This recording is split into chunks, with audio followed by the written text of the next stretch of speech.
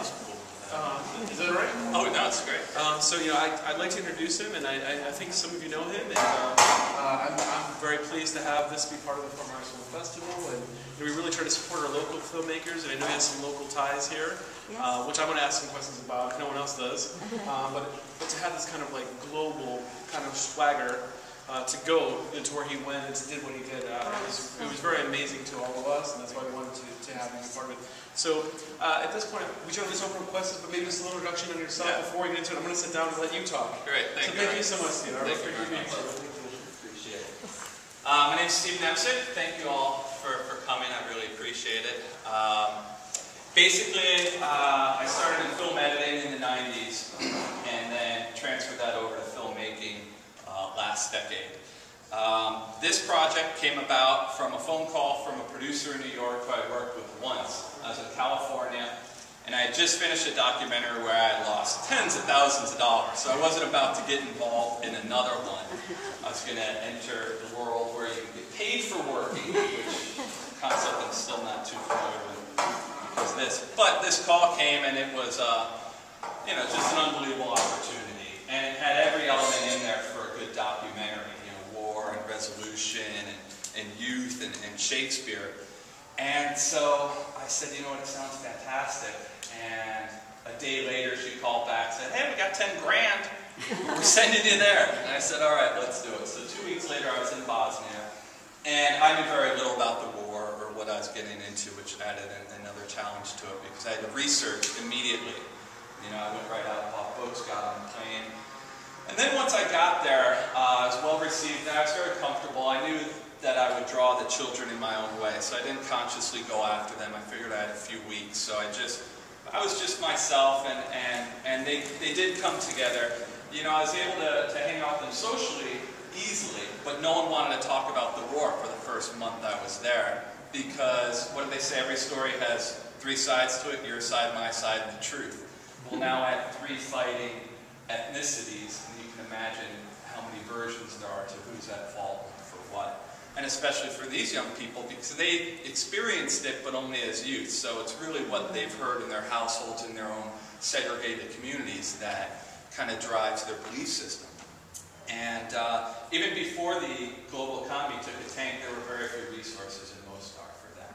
So I loved what the professor said. There was a self-selection in that. Who's going to come out and sacrifice their summer to do a play? Smart, motivated young people. And that's exactly what we had. They're wonderful kids. I had an amazing time. Friendships to last a lifetime with the producers and the young people. I joined Facebook after being on it, so I know what everyone's up to. And Belma, who was one of the leads, got married to Amir, who's in the film, right after high school graduation. Hero. What's that? Hero. She was Hero. Yeah. And so they met through the play as well. It was a wonderful experience. I made the whole thing by myself. I filmed it, I edited it. One of the biggest troubles was just audio. I had 40 people. Who are you going to put a mic on? And then also, how do you cover the war? I didn't want to go in there as an outsider and say, why don't you just do this or just do that? Because it's not that easy. But the strength of the film is I was able to say, hey, here's something that works. This isn't opinionated. And this isn't even just the voices. You can see for yourself the youth getting together and making it all work. Last thing I'll say that I love to point out is since these kids were so motivated, so smart, and got along so well, it made my goal as a filmmaker much more difficult because you want conflict in any story to create resolution, and they didn't provide me with the conflict. They got along so well. I thought, this is great for everyone but me. So one of the hardest parts of the film was showing that it certainly wasn't as easy as they made it look.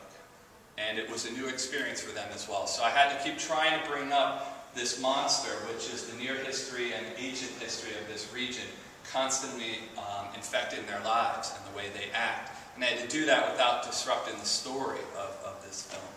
So the film used to be about 20 minutes longer with more examples of the division in the city. But I thought that just kind of clouded the story at the end. So that's about it. Right now I'm submitting to film festivals and looking for distribution. I think with all the TV channels these days. I can certainly get it on a documentary network. But what I'm really hoping for is some sort of distribution in Eastern Europe and elsewhere, because unfortunately this story is universal, and one that was, MOSTAR was often compared to Belfast.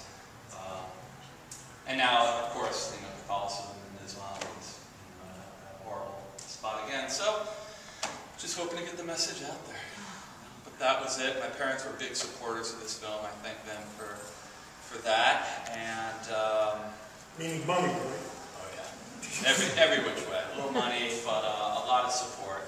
And it's incredibly difficult to make a film by yourself. It's amazing we have the technology that allows you to do so. But it was a great undertaking, and fortunately it's a good cause. And I'm passionate about filmmaking, so I loved the project. It did drain me though, and I have watched it dozens of times now. But it's nice because in this setting you get a sense of objectivity that you lose as a filmmaker. You sit with something so long, when you see it in a setting like this, it really does give you fresh eyes. And I enjoyed it. So that was nice. Tell them about Michael Markin. What does he do when he's not? Michael Markin, he was a bald-headed man, one of 3 black people in Bosnia. Him, his brother, and his father. His father came from Nigeria 30 years ago as a surgeon and worked on people from all 3 sides during the war. He just took care of anyone. And Michael's become a great friend of mine, and while we were there, he became a heart surgeon. So he was trying to support us while he's one of 2 heart surgeons in the whole region at the same time. But again, like anyone involved in this, really just smart, beautiful, educated, motivated people is who we were dealing with. And so I was very welcomed by them and felt very comfortable in MOSTAR. And even though I stood out as the only one carrying a camera bag around 7 days a week for 6 weeks, I still got cold stares from just the other citizens I didn't know. I mean, just, you know, the coffee shops they're beyond hesitant to outsiders and people from within their own city. So it's a troubled place. That was a challenge. It's a troubled place, but you can't feel it as a tourist. You have to be there and experience it. Going by what you just said about getting stares, how did the parents of these students react when they were going to be going against everything that they've been fighting for? Yeah, and I think that helped contribute to what pushed these children into this situation. I think for the most part, the young people involved in this play have positive home experiences. And I think they had parents who pushed them. Now their peers are a different story, and their classmates are a different story. You know, they definitely feel pressure, and they receive harsh words from their friends for being a part of this production. But I think, but as you saw on opening night, they pulled their friends out there. And I really do feel like it had a ripple effect in that immediate area while we were there. Hopefully it continues to do so. But a lot of parents wouldn't talk on camera about the war. They were still sensitive. They were comfortable in what they would say, but you know, just misinterpreted. I heard she was on talking about the war, you know. So they're just trying to get by right now. They're just trying to live alongside each other peacefully, even though they're not integrated. So they haven't even gotten around yet to being reintegrated. But maybe the youth, you know, that was the only thing I could come up with. It's up to the youth. If anyone's going to make a step out there, it's not the politicians. They keep their power by keeping separations and divisions. Same old tactic of using fear. And that's what all 3 sides are doing. So that's not going to change. The only stability that region's ever really had is when there's been a powerful leader or dictator to push the others down. So we'll see, you know. It's kind of as Harun said, a lot of the people who are capable of making a change are changing their own lives and going to Germany where there's work or wherever they can find it. It takes a lot of courage to come back or to stay and make that change. But I feel like 5 of the people in there are potential future mayors of MOSTAR. And I'm going to go back and help them on their campaigns when they do it. But they don't even have a mayor right now because they're just so broke.